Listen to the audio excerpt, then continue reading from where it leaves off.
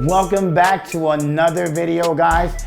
Before anything, hammer the like button, subscribe, turn on the post notifications, leave the comments below. Well, today we're doing a question and answer, Q&A, guys. On my Instagram stories, I allowed you guys to ask me questions about construction, remodeling, if you're gonna flip a home. So I got about 50 questions, really good turnout. But today I chose some questions to answer them today. Let's hit the intro, guys. Hey guys, welcome to another remodel. We are in another remodel.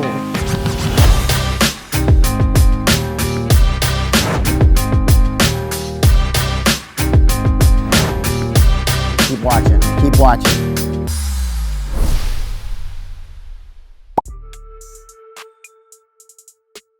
So what is the standard warranty for a roof, right? So before anything, I am gonna take a video to explain what a real warranty is in GAF, right? Because GAF offers a golden pledge warranty. So I'm gonna take the time to explain to you that golden pledge warranty, right? Which is so important, right?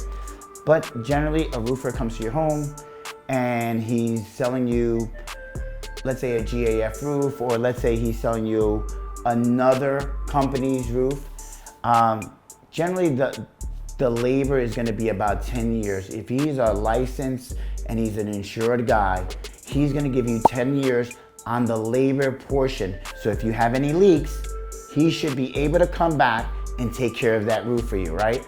Now, the warranty is always void if, let's say, you had your cousin go up on the roof and install a satellite dish. You had your cousin go up on the roof and install the skylight. So the contractor is gonna come back and say, hey, listen, there was never a skylight here before and you guys have a new skylight. The shingles are different. I did this roof 5 years ago and you guys did a repair. What happens? Your warranty is void. So generally a reputable contractor is gonna give you a 10-year warranty on labor. Now on the materials, what's gonna happen? The material portion is now what they call lifetime. So lifetime shingles is about 30 years. So the manufacturer will come in and say, we will warranty this shingle for 30 years. So that's really the basic warranty that happens. But in the GAF warranty, which I'll tell you in a different video, there's so many things that people don't know, but you'll stay tuned for that one. So the next question would be, how long does a new roof last? So there's different ways of addressing it. So I'm gonna address it the best way I can, which is V, and V. And you say, what are you saying V? Ventilation. Ventilation is the key to the longevity of a roof. If you don't have proper soffit intake and ridge vent ventilation, or an attic fan or a gable vent, that roof that you just got installed that should last about 30 years will last somewhere around 18 to 22 years old. Why? Because now your soffit, the soffit is closed, and now the heat inside that attic area is warming up your shingles, and now your shingles are cooking. So instead of the shingles lasting 30 years, they're lasting 18 to 22 years because now the shingles are baking. So going back to the V, right? If you have proper intake ventilation, right? You have an attic fan, you have a ridge vent, you have the gable vents, generally the roof is gonna last you somewhere around 28 to about 30 years. But that's if someone installs the roof correctly. Why do I prefer James Hardie over other sidings, right? So one of the things that, by experience, that I've seen is that vinyl has expansion and contraction, right? It moves, it's vinyl, it's plastic, right?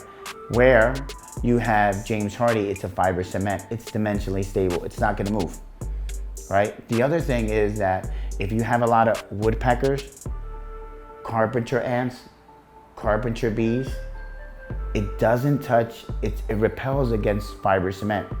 right?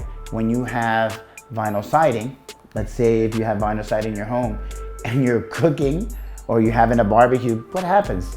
Generally, people turn on they light their whole house on fire by having a grease fire. What happens when you put that barbecue next to your home and it's full of vinyl siding? It warms up and then melts. With James Hardie siding, that doesn't happen. So one of the real reasons I like James Hardie siding, one, it has a 15-year warranty on the paint and also has a 30-year warranty on the product. And after 15 years, you can paint it over again. And remember, fiber cement is durable, not as vinyl.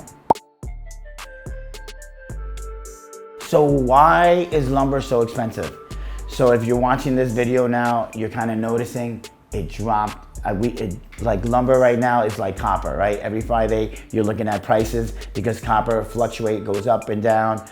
So lumber is fluctuating now. It's going down little by little, not drastically. They have the market, so the supply on demand. So now there's not enough supply for the demand that is acquired by every contractor out there. So what do? They shoot the prices up. It's just like gasoline. When something happens in Saudi Arabia, when something happens down in Texas, the price of gas shoots up. The same thing that happened with lumber. They do not have enough manpower to work in different manufacturers to produce the lumber, right? And to ship it, and not enough tractor trailer drivers. But now that everybody's starting going back to work, guess what? The prices are gonna start going down. Generally, I would say somewhere around November, December, the prices, you'll see them slightly lower. So that's why the price of lumber is so high. So if you're trying to do an addition, wait. So is it cheaper to do an addition to my home or buy a bigger home? So right now, my neighbor, and most of you guys know where I live, right? So my neighbor sold their home for $100,000 more than the market value, right? So we're still in that trend where people are paying a ridiculous amount for that. I would still say it would be still cheaper to do an addition to your home than to buy a bigger home. Why? Because there's still battles out there. There's a real estate battle out there, and people are dying to get a new home. And guess what? They're gonna try to outbid the other person. So the other neighbor that I had sold their house for $100,000. My other neighbor as well, they sold their house for $200,000. They were asking $550,000 and they got $750,000. The other neighbor was asking for $500,000. They got $600,000. So it doesn't add up, because when the market falls down, and it will, and they reevaluate the houses, instead of their house being supposedly, I got the mortgage for $750,000, but my house is now evaluated at $650,000. It's still gonna be cheaper to do an addition. Not only that, right? When you do your additions, the people that wanna know about additions is this: they found the right home. I found the right school system, right neighborhood. My friends live nearby me, my family. I do not want to move. Then your option would be do the addition, right? And then what happens when you build the addition? When you build the addition, you add value. Does your property taxes go up? It does. Drastically? No. So that's definitely my advice to you guys. Do the addition. Don't buy the bigger home. Is it because you're a contractor? It's not because I'm a contractor. I'm telling you the truth.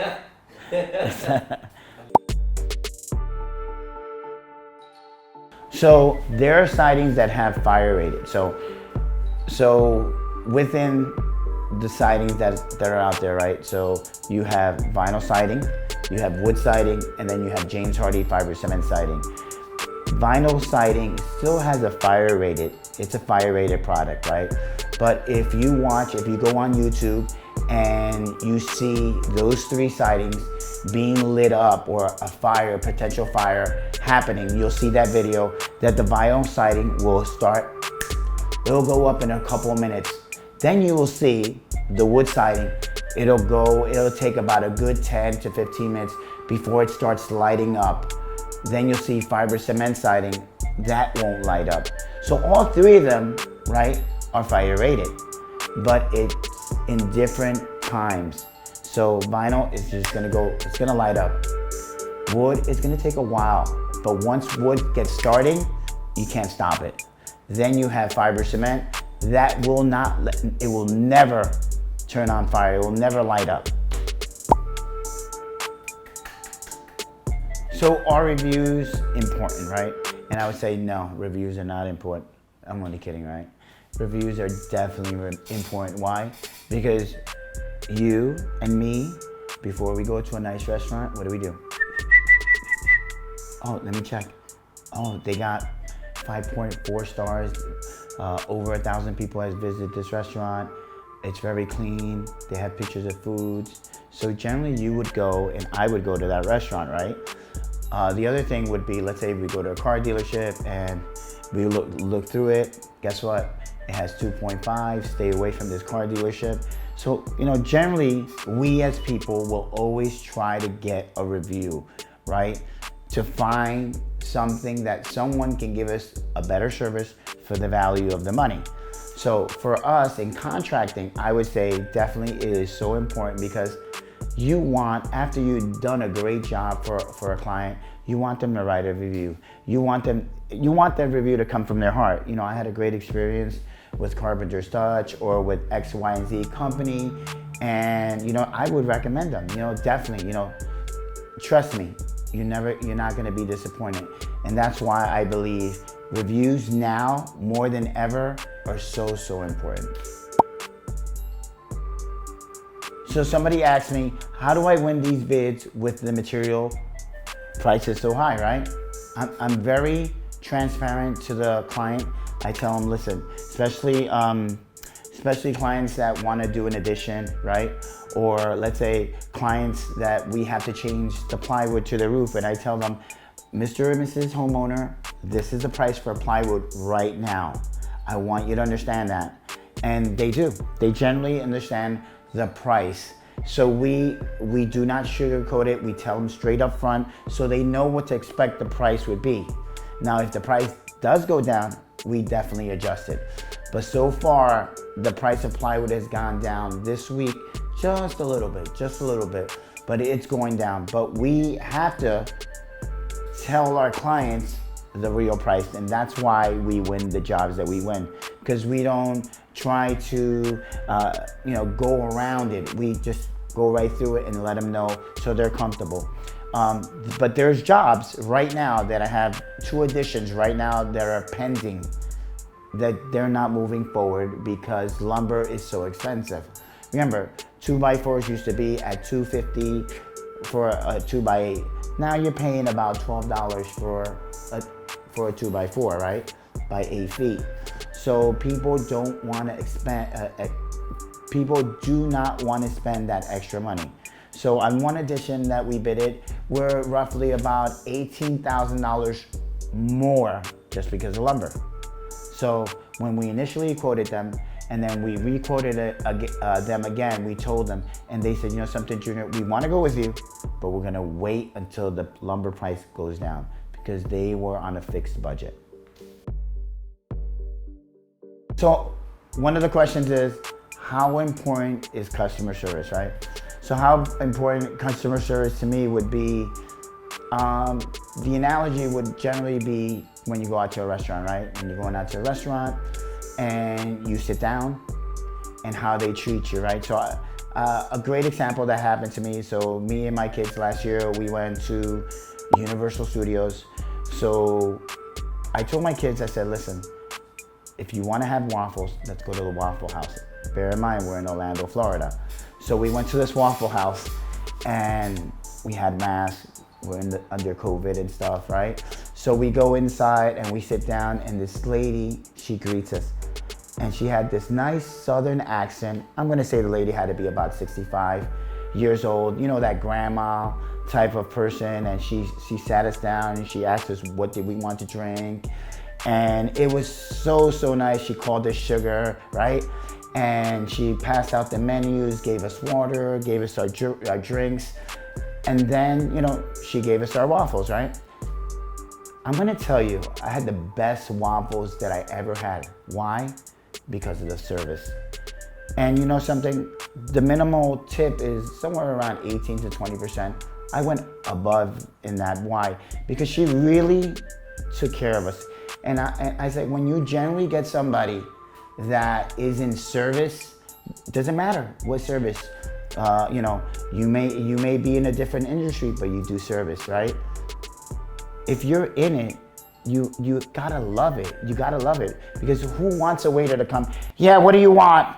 Okay, give me 5 minutes. I'll come back. All right, give me. The food doesn't taste good. You know, I've gone up to restaurants where the service was so bad, we've gone up and we've left. So in contracting, we want to have that same type of service where people can come to us, Junior, I want siding, I want roofing, I want windows, I want gutters, and have that same type of experience, right? Guys, I'm going to do more More guys like this. More content like this. Que malo. For more content like this, right? Follow me on Instagram, follow me on Facebook, like, subscribe, turn on the post notifications, leave a lot of comments below. Come on, guys. Keep watching. Perfect. All right? Yeah.